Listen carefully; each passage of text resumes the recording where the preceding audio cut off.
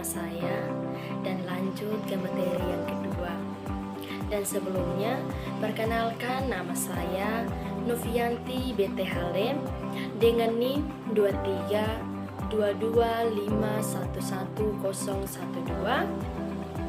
program studi pendidikan sosiologi Universitas Muhammadiyah Kupang, kelas A semester 2. Dan selamat pagi, salam sejahtera untuk kita semua. Pada kali ini kita akan mendalam lagi topik tentang mata kuliah pendidikan multikultural, yang mana topik ini kita akan membahas tentang pluralitas dan multikultural, di mana ada istilah yang mengisahkan tentang keberagaman pluralitas dan multikultural. Lalu bagian yang pertama itu pluralitas. Pluralitas mengandung adanya hak-hak yang lebih dari satu keberagaman, menunjukkan bahwa keberadaan yang lebih dari satu berbeda-beda, heterogen, dan bahkan dapat disamakan.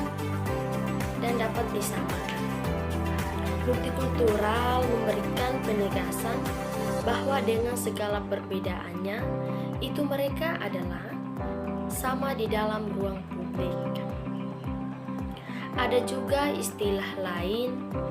Istilah yang pertama, istilah pluralisme. Pluralisme adalah keadaan ketika kelompok yang besar dan kelompok yang kecil dapat mempertahankan identitas mereka masing-masing tanpa menantang kebudayaan yang dominan. Lalu yang kedua, multikulturalisme, yaitu mengandung pengakuan akan martabat manusia yang hidup dalam komunitasnya dengan kebudayaan masing-masing. Artinya, setiap individu merasa dihargai sekaligus merasa bertanggung jawab untuk bersama komunitas.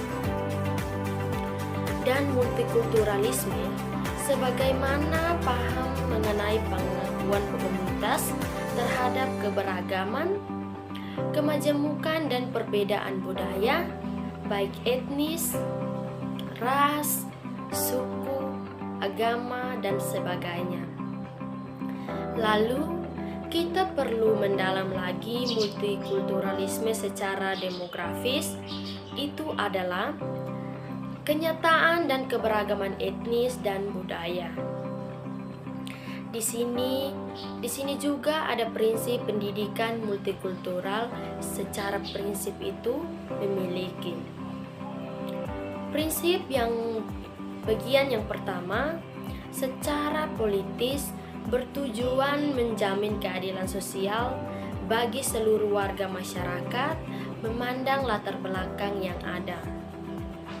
Lalu prinsip yang kedua, menekankan reformasi pendidikan yang dapat dicapai hanya lewat analisis kritis sistem kekuasaan.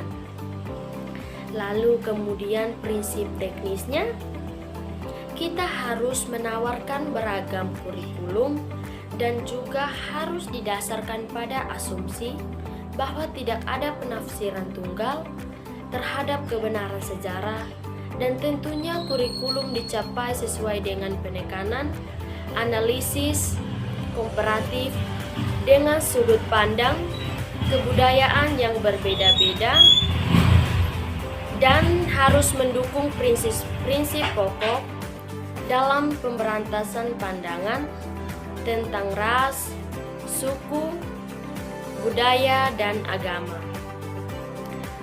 Ada juga ciri-ciri pendidikan multikultural. Ciri-cirinya seperti membentuk budaya manusia dan menciptakan masyarakat berbudaya, yang artinya manusia ini memiliki budayanya masing-masing, budayanya yang terindividu, tetapi secara masyarakat mereka akan berbudaya. saling menghargai, dan saling menghormati. Lalu ciri-ciri berikut, materi mengajarkan nilai-nilai kemanusiaan, nilai-nilai bangsa, dan nilai-nilai kelompok budaya.